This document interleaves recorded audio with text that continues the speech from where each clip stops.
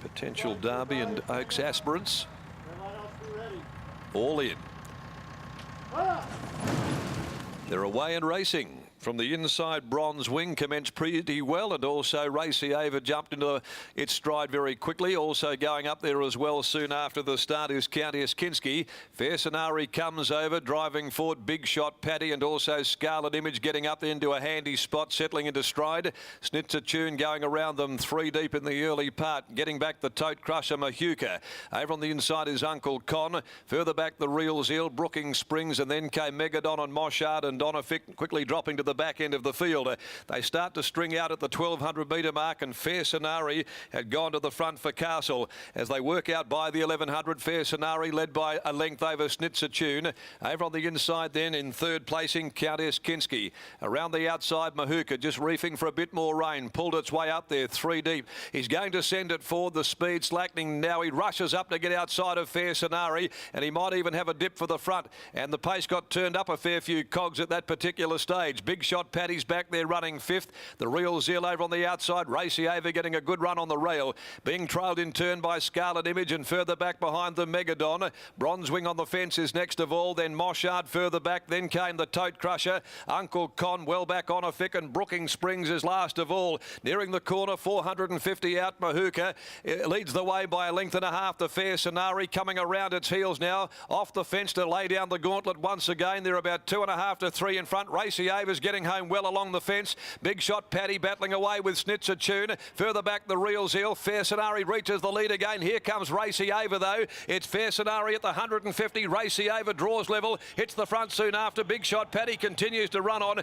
but it's Racy Ava pulling away. Racy Ava drew clear to win it by over 2 lengths. Big Shot Paddy and Fair Scenari. Not sure about 4th Snitzer Tune or the Real Zeal. Down on the inside Bronze Wing, and further back then came the Tote Crusher. Uncle Con next home. Scarlet Image on a Fick, and then came Mahuka, who weakened quickly after bringing them for home.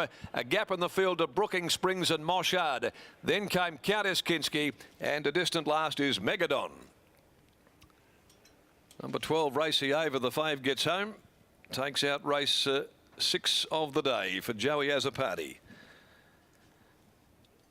Number 12, Racy Ava, giving Joe the second leg of a double. He won the first on the debutante in Chicks Pick. And Racy Ava there. Once the pace went up rather noticeably when Mahuka went forward, Carberry 3 deep decided to press on and try and improve, and then elected to continue to pour it on, and eventually headed off Fair Scenari, who got to it quickly at the top of the straight, but the runs were coming on the fence for Racy Ava, and second up at 1800 metres off a pretty good return down at Bunbury there when well backed.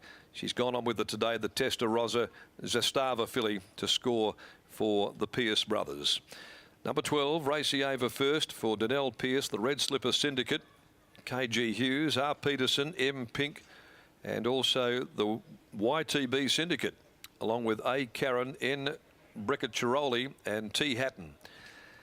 Second, Big Shot Paddy, down from Geraldton, and a really good city debut, a musket gelding from Paws for Jay Reynolds and Miss C. Orlando, trained by Johnny Reynolds in Geraldton, ridden by Troy Turner.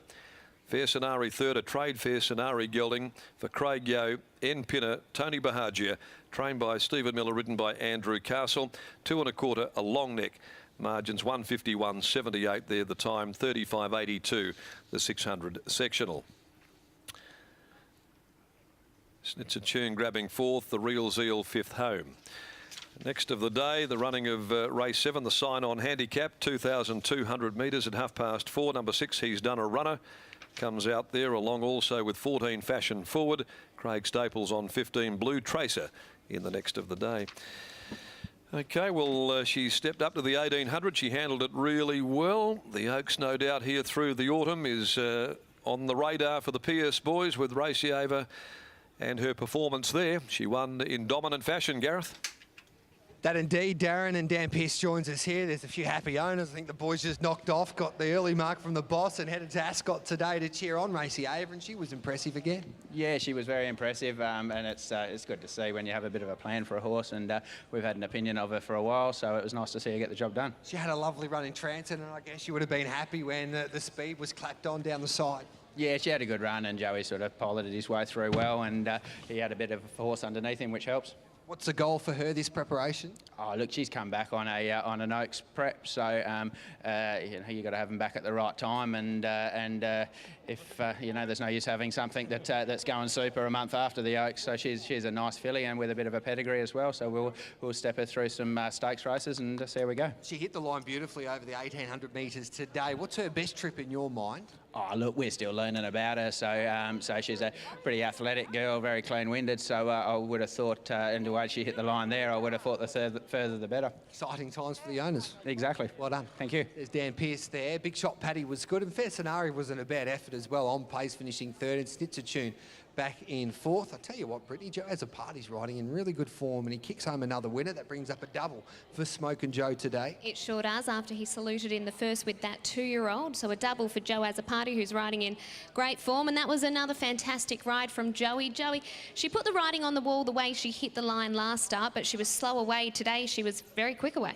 Yeah, she switched on a bit more today. It was good. I gave her a good dig out, and she travelled lovely. And I was very pleased with the way she took the line late. Our staying ranks aren't the best here, so if she can run on and run over 2,000 plus, she's going to be a very nice horse. She looked to be getting keen in that just early little part, obviously, how you kicked her out. But once she settled back, she settled beautifully on the rail. Yeah, she just wanted to argue with me a bit for the first furlong or two. Once she got settled and got in her rhythm, she relaxed nice, and she had a good turn of foot. She's obviously set for an Oaks campaign. Do you feel like she will really contest well in that race? Yeah, definitely. She just gives me a lovely feel. She's just a brilliant mover, and she, like I said, I was very pleased with the way she took the line, so I think an Oaks trip's going to be no trouble. A very nice win, Joey. Go celebrate with the owners. Cheers. Joe has a party catching up with Brittany Taylor. That wraps up race number 6 here at Ascot today. We'll